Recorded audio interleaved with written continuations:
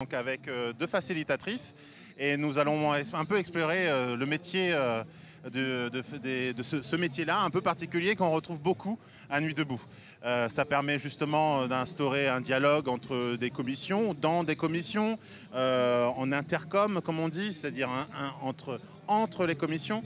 Et donc Laurence et Rim sont des professionnels. Elles, c'est leur métier depuis quelques années, depuis quelques années, et puis tout dernièrement, à la suite d'une formation, d'exercer ce métier-là de facilitateur. Donc on va d'abord se présenter. Donc Rim. Bonsoir. Donc moi je suis DRH depuis à peu près une quinzaine d'années et j'ai intégré la formation DU, Intelligence collective, promue par l'Université de Cergy-Pontoise. Voilà. Et Laurence et moi intervenons dans le cadre du DUIC Lab, qui est un laboratoire d'expérimentation des pratiques d'intelligence collective au service d'un monde meilleur et qui permet aussi de faciliter, de transmettre plus rapidement en fait, les pratiques d'intelligence collective pour les citoyens et pour toutes les organisations. D'accord. Donc bonsoir, moi c'est Laurence. J'ai travaillé pendant plus de 20 ans dans le monde industriel et bâtiment en tant que chef de projet, donc à gérer des équipes. Donc je suis de formation ingénieur, très on va dire masculin comme milieu. Et depuis 2 ans, j'ai décidé de mettre une compétence complémentaire pour permettre aux managers de mieux travailler ensemble. Parce qu'avec la rapidité des communications, des réflexions, la complexité des modes de décision, j'allais dire les métiers de manager ou de chef de projet deviennent vraiment difficiles. Et donc j'ai voulu aller explorer s'il n'y avait pas d'autres façons de faire pour que ce soit plus fluide et plus efficace. Donc d'où le métier de facilitatrice. Alors est-ce que vous pouvez me définir un peu ce métier-là? Est-ce que c'est comment vous définiriez à quelqu'un qui découvre complètement cet aspect, ce métier-là un peu particulier? Est-ce que c'est un nouveau métier comme on dit, ou est-ce que c'est quelque chose qui finalement existait déjà dans les entreprises? Bon, comment le définiriez-vous? C'est là toute la complexité du métier de facilitateur, parce qu'on commence à mettre ce nom-là sur ce métier, alors qu'effectivement certaines pratiques existaient ou préexistaient dans les entreprises et qu'on ne définissait pas ça sous une forme bien distincte, et que ça fait quelques années qu'on parle d'entreprises libérées, d'agilité, de coaching agile notamment, et qu'on commence à mettre vraiment un nom de facilitateur autour de concepts d'émergence d'intelligence collective. Donc c'est difficile de trouver une définition de la facilitation, il y en a plusieurs.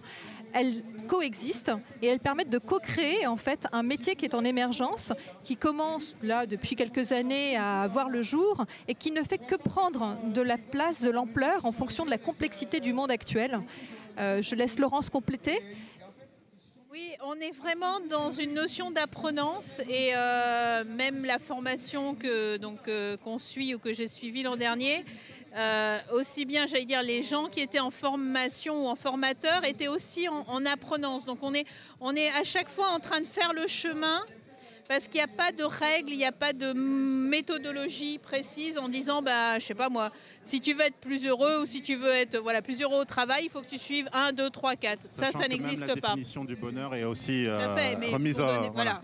Mais donc il n'y a pas de processus, il n'y a pas de règles à appliquer. C'est plus une posture, une stature qui, j'ai envie de dire, utilise ce qui est là à l'instant, le groupe qui est là, pour l'amener un pas plus loin. D'accord. Utiliser, alors surtout, j'allais dire, ce qui est important, c'est d'avoir défini, on va dire, attention, le système. Bien le micro bien, voilà. C'est d'avoir défini le système, le temps qu'on veut y consacrer, l'espace, et le facilitateur est là gardien du processus. Et pendant que le groupe est là en train de travailler, il y a des choses qui peuvent émerger. D'accord. Donc c'est quelque chose d'assez, on va dire, mou.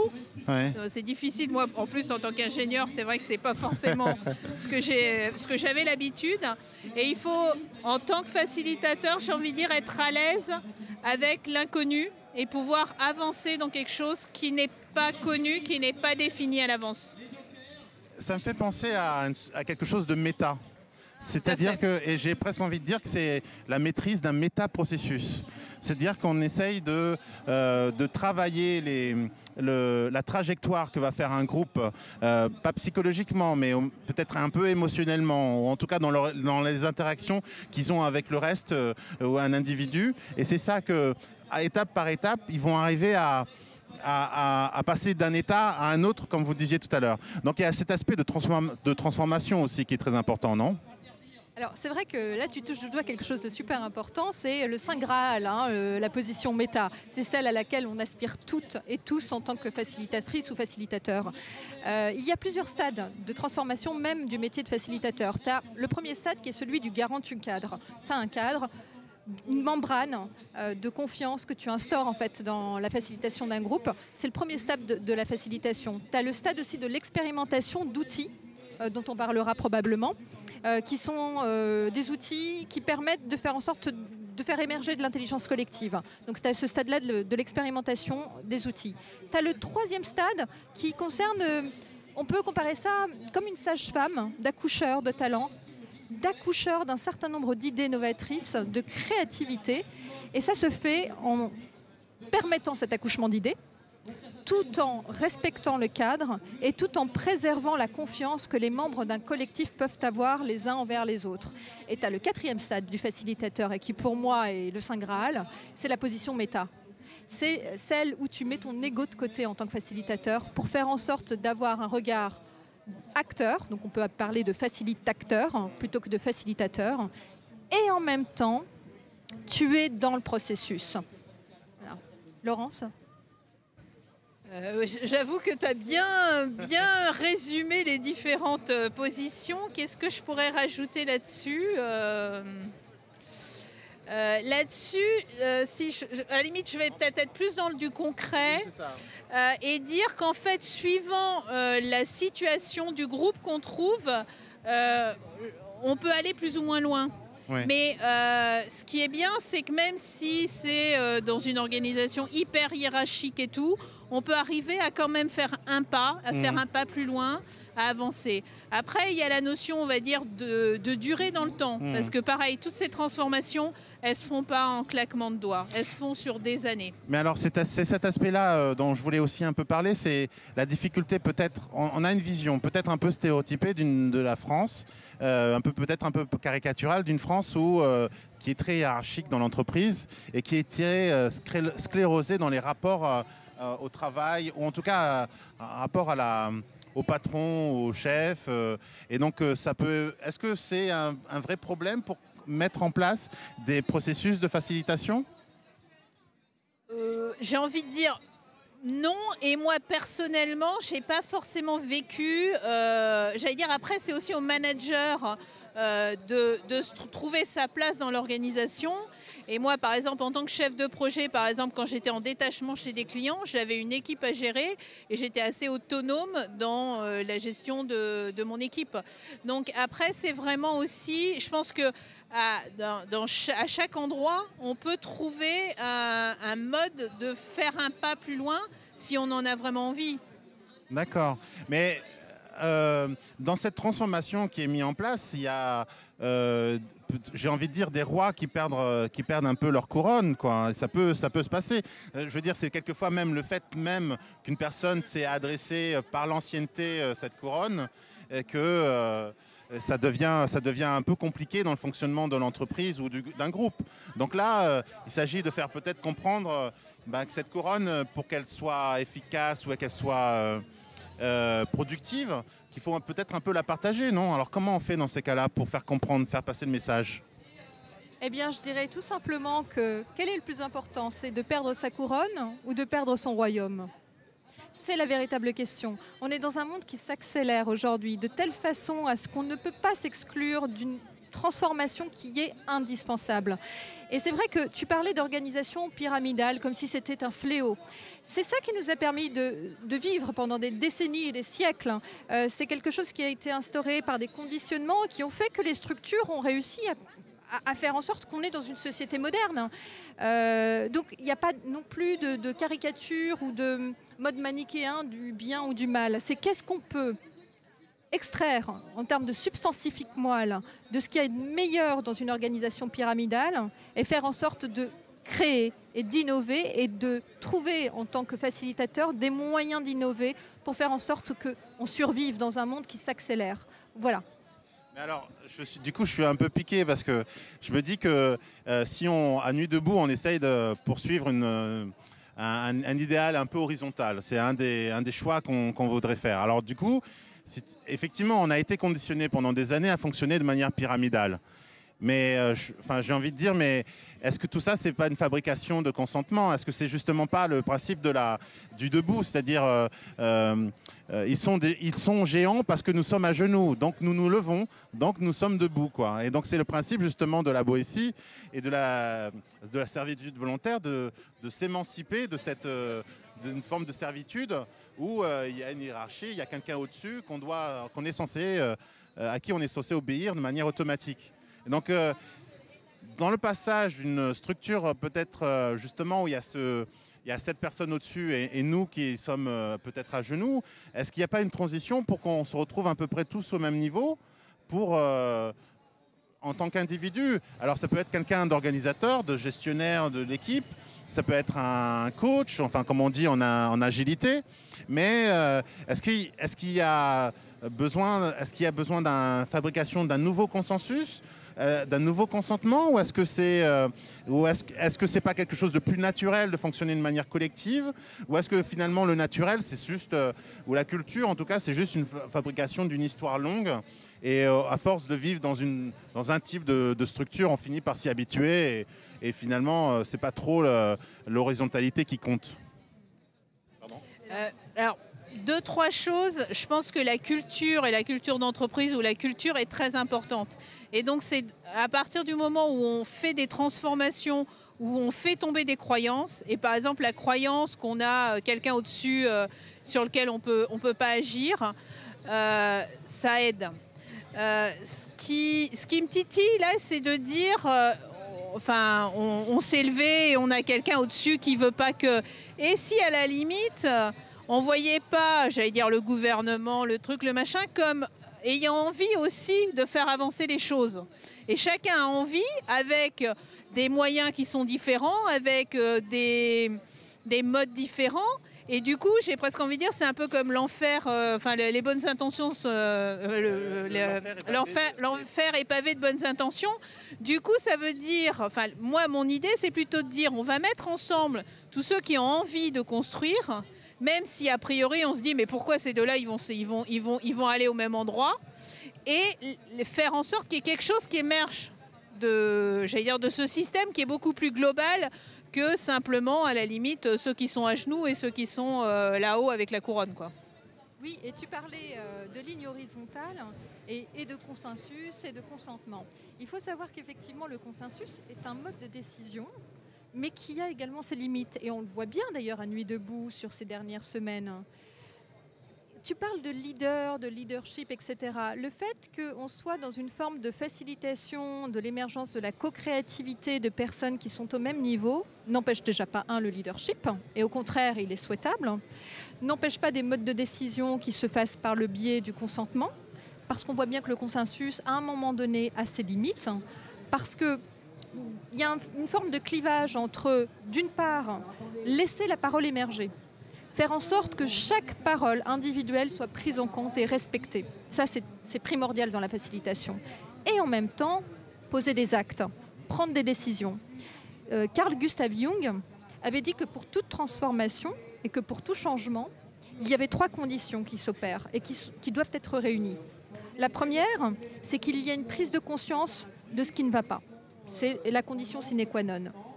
La deuxième condition, c'est qu'il faut poser des actes. Poser des actes, ça nécessite des modes de décision particuliers qui permettent de faire émerger une parole collective et quelque chose qui soit posé, décidé communément, avec des frustrations, soyons clairs, mais également quand même une avancée globale. Et la troisième condition, pour que la transformation s'opère, c'est la persévérance.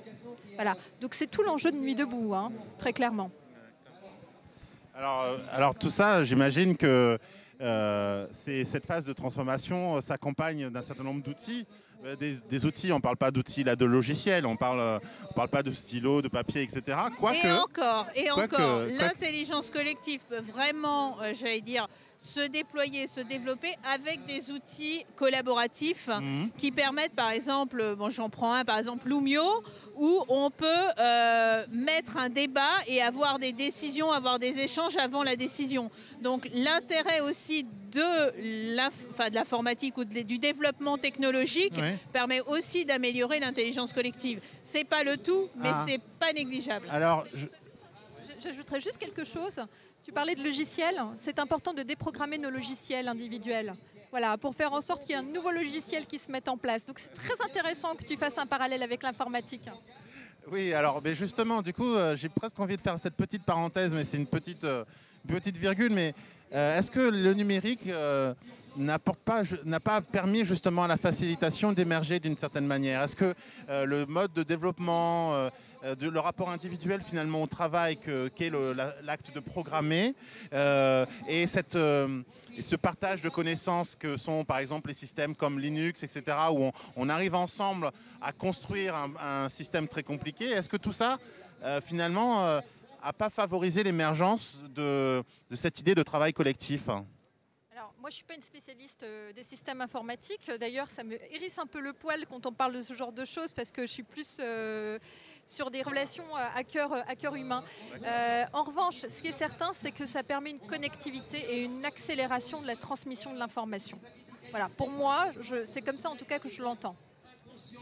Moi, je dirais que ce que j'ai, on va dire, appris en intelligence collective, au moins pendant le DU, c'est la combinaison entre le paperboard, enfin l'ancien papier feutre, et des nouveaux outils technologiques. Mais j'ai retrouvé des endroits où on peut simplement prendre un papier et 2 couleurs et y aller. Donc il y a vraiment la combinaison intelligente des deux. Alors, combinaison intelligente des deux, mais alors quels sont ces outils? On a parlé tout à l'heure, un peu avant, de sociocratie, on a parlé de Word Café, c'est ça? On a parlé d'Open Forum. Voilà, il y a tout un ensemble de termes qui me sont vraiment un peu étrangers. J'imagine qu'il y a peut-être des dizaines, peut-être des centaines de méthodes qui s'échangent, qui s'élaborent, qui se comparent, ou en tout cas qui sont à chaque fois remises au goût du jour avec les situations devant lesquelles vous êtes confrontés. Donc, est-ce que vous pouvez me parler comme ça, me décrire quelques solutions, enfin, pas quelques solutions, justement, quelques process que vous mettez en place? Alors, moi, je vous parlerai peut-être globalement, puis après, éventuellement, on peut prendre un exemple. En fait, tous ces outils ont des principes, c'est la notion de brassage des gens qui sont là. Souvent de faire travailler, on va dire, en petits groupes et ensuite de brasser pour que les idées brassent et pour que les choses évoluent. Donc, il y a souvent cette notion de faire bouger les gens et d'être sur quelque chose de très, comme on disait, du papier. Je vais prendre le Word Café, tu en prendras peut-être un autre. Le Word Café, c'est comme si on était dans un café en train de discuter avec la nappe et en train de gribouiller dessus. Donc l'idée, c'est de vraiment lâchez-vous, quelles sont les idées, etc. Donc là, on est vers une notion d'émergence. Et la force de la facilitation, c'est de ne pas rester dans l'émergence, de ne pas rester dans ce qu'on peut appeler la base, enfin pas la base, mais le brainstorming par exemple, mais aller vers de la convergence. Oui. C'est ça. Alors le mind mapping, ça peut être un outil qui est utilisé pour visualiser, mais ça reste dans de l'émergence. Ça reste très vaste. Et après, l'étape suivante, c'est d'arriver à quelque chose de plus concret qu'on va pouvoir expérimenter ou qu'on va pouvoir mettre en place. Donc toute la force, on va dire, d'un facilitateur, c'est d'arriver à quelque chose, de laisser ouvert au début et ensuite de refermer sur quelque chose. C'est vrai que quand tu parles de mind mapping, ça me fait penser à la facilitation graphique, qui est une autre forme de facilitation et qui permet d'allier en fait une émergence de créativité avec cette âme d'enfant. Finalement, quand on était petit, on gribouillait, on dessinait partout. Et puis, on nous a appris que c'était pas bien, qu'il fallait pas gribouiller quand le maître parle et qu'il fallait écouter. Et on se rend compte, il y a des études scientifiques qui ont prouvé que lorsqu'une personne gribouille au moment d'une intervention, elle retient 20% de fois plus que sans avoir gribouillé. Donc d'où l'intérêt de connecter différentes formes d'intelligence. D'accord. Et la facilitation graphique en fait partie. D'accord. Alors concrètement, est-ce qu'on peut encore continuer sur des exemples un peu, voilà, de qu'est-ce que vous faites admettons que voilà, vous êtes en face d'un groupe qui est un peu obligé par son manager de mettre en place une nouvelle méthode de travailler ensemble. Ils ne savent pas très bien pourquoi ils sont là. Ils pensent que, enfin, ils viennent ici comme si c'était un truc de formation pour apprendre l'italien ou un nouveau langage ou un nouveau logiciel. Et puis voilà, vous avez ces personnes, ça arrive beaucoup en entreprise. J'ai été beaucoup dans une entreprise, je me suis souvent retrouvé dans des formations où mon chef m'avait un peu poussé. Donc qu'est-ce qu'on fait dans ces cas-là? Comment confronter à ce groupe-là vous faites pour détendre peut-être déjà l'atmosphère? Je sais pas. Alors déjà, j'ai eu le cas récemment avec 60 personnes. Donc déjà, on travaille avec les commanditaires pour vraiment bien comprendre l'intention et surtout bien comprendre quelle sera leur posture. Est-ce qu'ils seront là juste en train d'écouter? Est-ce qu'ils interviennent? À quel moment ils interviennent? Pour faire en sorte, il y a eu des moments de l'intervention, ils ne sont pas intervenus parce qu'ils ont dit sinon, ils vont nous écouter, ils ne vont pas avoir d'idées. Donc vraiment, déjà ça, c'est très important. Toute la partie préparation est fondamentale en facilitation. Et ensuite, c'est vrai que ces commanditaires, la semaine d'avant, ont eu beaucoup de questions en disant « mais c'est quoi ça? Mais pourquoi on y va? Mais machin, etc. » En sachant qu'on avait eu l'idée, on va dire, d'envoyer une invitation assez originale avec justement un dessin, avec « venez avec vos idées, venez avec vos envies ». Donc, ils savaient qu'ils n'allaient pas aller dans quelque chose de traditionnel, mais ça a soulevé énormément de peur. Donc ça, on l'avait au début. Et après, c'est faire confiance au processus, faire confiance à toute la préparation. Et il y a eu vraiment des pépites dans cette journée parce que donc, les responsables nous ont dit, il y en a un, on ne l'avait jamais entendu parler, et c'est lui qui s'est levé pour rapporter un atelier. Donc, où il y en avait un autre qui était arrivé avec son ordinateur et qui commençait à travailler avec son ordinateur. À la deuxième exercice, il l'a laissé tomber, il est rentré dedans, quoi. Donc, c'est faire confiance au processus. C'est exactement ça. C'est-à-dire qu'un facilitateur est garant du cadre, il est garant du processus, il n'est pas garant du résultat. Ça ne signifie pas qu'on se défausse en se disant « attention, nous, on n'est pas responsable de ce qui va se passer ». Au contraire. En revanche, le sujet, c'est l'objet du groupe. Et donc, il y a aussi une intention particulière du facilitateur sur les éventuelles manipulations. Donc, il est très important de travailler sur l'intention. Quelle est la vision? Quelle est l'intention du commanditaire? Quel est le sujet sur lequel il souhaite que ses collaborateurs travaillent? Quel est le sens qu'il donne à ce sujet? De façon à ce que, effectivement, les personnes ne se sentent pas dans un état de manipulation. Donc, il est important de mettre un cadre de confiance, et ça, c'est le rôle du facilitateur. De poser une intention. Ça, c'est très important.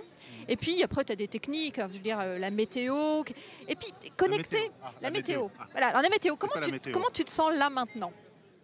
Si tu te connectes à tes émotions. Je suis un peu tendu quand même parce qu'on est en... Voilà, là, je dois animer un rendez-vous, un entretien. Donc, je suis quand même un peu... Pas totalement à l'aise, mais il fait pas trop mauvais. Il fait légèrement froid, mais ça va. Globalement, la conversation est très intéressante, donc voilà. Donc intellectuellement ça va, mais avec un peu de stress. Ok. Eh bien, écoute, sache que moi aussi, je suis plutôt curieuse et dans l'ouverture d'un dialogue. En même temps, il y a une partie de moi qui est un peu mal à l'aise, qui est un peu impressionnée par ce qui est en train de se passer. Je pense que Laurence, j'interviens pas pour toi. Moi, je suis quand même assez stressée et assez pétillante sur ce qu'on est en train de se dire. Donc, j'arrive de temps en temps à oublier la caméra, mais de temps en temps, je sais que je suis filmée. Alors, tu vois, là, ce qui est en train de se passer, c'est qu'à partir du moment où tu te connectes à toi, à ce que tu vis ici et maintenant, et que tu te rends compte que les autres peuvent dévoiler également une forme de fragilité, parce qu'ils se connectent à leurs émotions, ça crée du lien. Et ça, c'est fondamental. D'accord. Voilà. Mais ça, c'est un élément peut-être très important qu'on retrouve dans les AG, puisque les gens sont là un peu justement pour raconter ce qu'ils vivent et ce qu'ils ressentent, et de la manière la plus sincère et la plus la plus honnête possible. Tu veux dire les AG ici? Oui, les à AG Nuit debout. ici, oui, c'est ça. Donc, tous ces outils-là se mettent en place dans des situations qui sont quelquefois un peu...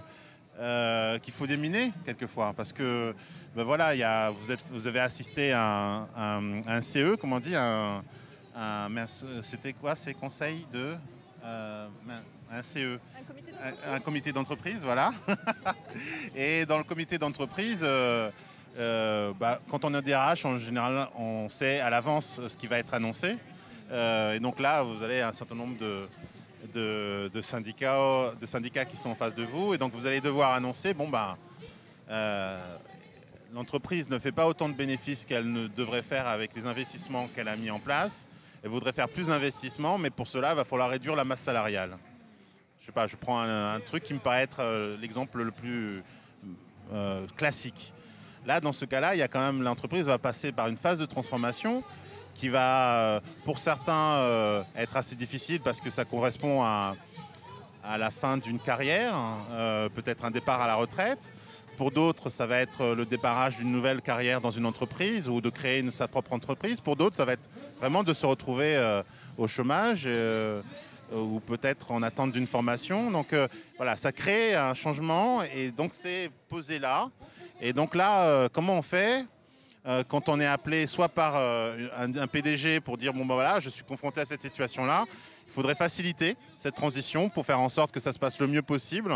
Je respecte mes employés, je voudrais que ça se passe bien pour eux, mais je suis obligé de passer par ça.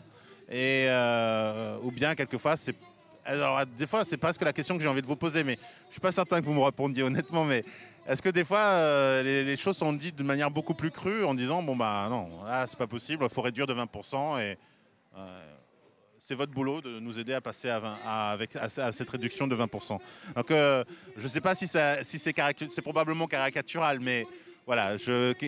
Comment vous entreprenez ce genre de situation et est-ce que c'est à ce genre de situation que vous êtes confronté?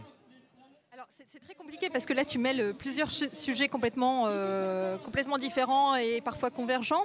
Moi je l'ai vécu de l'intérieur en étant DRH et en ayant mené un plan social. Tu es obligé d'avoir une capacité de facilitation au moment où tu mènes le plan social. Donc ça doit faire partie des choses que tu acquiers ou des choses que tu développes. Je ne suis pas sûre qu'à ce moment-là, un facilitateur soit le bienvenu, entre guillemets. C'est-à-dire que pour moi, c'est un processus qui se fait en amont. Avant que ces problèmes-là, qui sont très graves, n'opèrent. Ou alors, tu passes par une facilitation extérieure dans l'échange qui peut être difficile entre des délégués syndicaux et une direction. Mais en tant que DRH, j'ai dû mener un plan social et je me suis bien rendu compte que le dialogue social avait toute sa place. Alors, est-ce qu'on appelle ça de la facilitation? J'en sais rien, parce que tu es dans le processus et un peu à l'extérieur. Et en même temps, c'est le rôle d'un facilitateur. Mais on touche là des sujets extrêmement forts. Parce qu'un plan social, ça ne s'improvise pas. Et parce qu'on le fait sur des bases concrètes. Et en même temps, c'est comment faire en sorte pour, d'une certaine manière, faire comprendre aux salariés que par moment, il n'y a pas d'autre choix. Et c'est là où je pense que c'est nécessaire de penser aux différentes solutions en amont, alternatives au plan social. Donc faire adhérer les salariés à un plan social où potentiellement ils peuvent y être inscrits. Ça, c'est toute la difficulté et la complexité. En revanche, je n'ai jamais exercé le métier de facilitateur dans ce cadre bien spécifique. Donc, je ne sais pas pour toi, Laurence, si ça... Je ne peux pas dire que j'ai exercé ça. J'ai juste été appelée par un PDG d'une PME qui avait licencié, une PME d'une trentaine de personnes, qui avait licencié 2 ans auparavant, qui était en redressement judiciaire et qui avait décidé de faire différemment parce qu'il ne voulait pas licencier. Et qui a voulu se lancer dans ce qu'on appelle l'entreprise libérée et donc d'autonomiser les personnes. Il s'est trouvé qu'on n'est pas allé très loin parce qu'il y a eu une liquidation judiciaire, mais le peu de travail qu'on a fait a redonné, on va dire, de l'espoir, a redonné une force aux personnes, ce qui fait qu'il m'a dit qu'à la liquidation, ils ont fini tout leur chantier, ce qui n'est pas forcément fréquent, et que 3 ou 4 mois après, il y avait plus de 50% qui avaient retrouvé un travail. Donc ça veut dire que ça avait purgé un certain nombre de choses et ça avait permis de de responsabiliser, on va dire, chacun dans l'entreprise et de se prendre en main. Alors, on arrive à la fin de notre entretien. Moi, je trouve ça extrêmement riche. Vous êtes vraiment dans dans un des métiers qui, moi, me paraît être un des métiers essentiels de ce nouveau millénaire, parce que c'est finalement un métier qui, au-delà du DRH, prend conscience qu'une entreprise, un groupe humain est un objet mouvant en perpétuel changement, et que ça ne se fait pas facilement, et qu'il faut aussi avoir une forme de perspective, que c'est comme voilà, cet organisme vivant doit avoir une forme de direction, et en même temps doit être accompagné dans certains changements assez importants. Je voulais un peu parler, mais j'ai oublié l'idée. En attendant, est-ce que j'ai oublié de vous poser une question? Est-ce qu'il y a un sujet, un aspect de ce métier-là auquel vous auriez voulu dont vous auriez voulu parler pour souligner un de ces aspects? Moi, j'aurais peut-être juste envie de dire que tout ce qui est intelligence collective, intelligence collaborative peut s'appliquer partout. Vraiment dans tous les domaines. Nous, je sais que l'année dernière, on était 26 à travailler ensemble, et ça venait absolument de tout type d'organisation, que ce soit des entreprises, que ce soit des associations, que ce soit... Enfin, c'est vraiment quelque chose qu'on peut mettre en œuvre, j'ai envie de dire, partout. Oui, que ce soit des collectifs d'humains qui souhaitent vivre ensemble, voilà, en habitat groupé, que ce soit des collectifs humains qui souhaitent travailler ensemble, que ce soit des organisations, que ce soit des entreprises, que ce soit des associations, que ce soit des ministères. Je pense que l'intelligence collective s'applique à partir du moment où on est au moins deux. Voilà. Ouais. Donc il n'y a pas de restriction de la facilitation dans l'intelligence collective à une catégorie d'organisation en particulier. D'accord. Mais alors, du coup, est-ce que une organisation horizontale a un sens, ou est-ce que c'est finalement juste un autre cadre de pensée à mettre en place? Alors, est-ce que je comprends bien ta question? Une structure horizontale a forcément un sens, en tout cas une direction.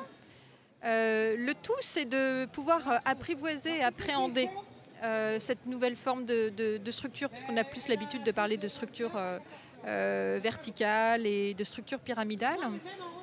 Mais si ça existe, c'est que ça signifie, et moi je fais confiance au bon sens, c'est qu'il y a un intérêt. Et l'intérêt, c'est le commun. Et c'est comment créer du commun avec des individus. Je ne sais pas si ça répond à ta question. Moi, il y a un truc qui me gêne dans horizontal et vertical, c'est qu'on reste dans de la dualité. Et j'ai envie de dire qu'aujourd'hui, un des modèles qui est le plus intéressant pour représenter vers un pas plus loin, c'est l'organisation du vivant. Et dans l'organisation du vivant, il y a aussi des hiérarchies, mais c'est des hiérarchies plus naturelles et qui en fait évoluent. C'est-à-dire que l'idée justement dans l'intelligence collective, c'est que si quelqu'un à un moment est chef, à un autre moment il peut ne plus l'être, etc. Et c'est vraiment fluide et vivant. Oui, on parle de déséquilibre du mobile finalement. Pour qu'un mobile, quel qu'il soit, avance, il y a besoin d'un déséquilibre. Et c'est cette gestion du déséquilibre et le fait de pouvoir désolé, Rym, là gérer... tu utilises des termes un peu techniques. Alors, okay. C'est quoi le mobile? Et donc, qu'est-ce que tu impliques par déséquilibre du mobile? Tu prends une carriole. Oui. Pour qu'elle avance, il y a une forme de déséquilibre qui doit s'opérer. Ça n'avance pas comme ça tout droit. Donc tu as une roue et une autre et ça se déséquilibre un petit peu. Eh bien, c'est la danse du vivant. On parlait d'organisme vivant tout à l'heure. Rien ne file droit. C'est-à-dire que tu dois faire avec le vivant et le composer, avec la complexité du vivant. Et le et non pas une opposition formelle entre c'est soit ça ou soit ça. Donc quand je parle de déséquilibre mobile, c'est finalement comment arriver à faire en sorte de gérer la complexité de l'organisme vivant. Voilà. D'accord. Et du coup, ça me fait rebondir sur le « et ». Je pense que la meilleure organisation, ce serait une organisation horizontale et verticale. Bon, ben, on est bien rendu. Non, moi, ce que je comprends, et moi, c'est ce que j'ai essayé d'appliquer dans ma vie, c'est que chaque échec est l'occasion d'un renouveau. Et c'est à chaque fois l'occasion de trouver quelque chose de nouveau et d'émerger, de faire émerger une solution. Alors Michel Guès, qui est une spécialiste de la communication non violente, a une citation, moi, qui me plaît beaucoup. Elle dit « C'est à force de se planter qu'on pousse, alors vivement qu'on se plante ». D'accord. Bah, parfait, merci beaucoup. Merci encore pour cette soirée.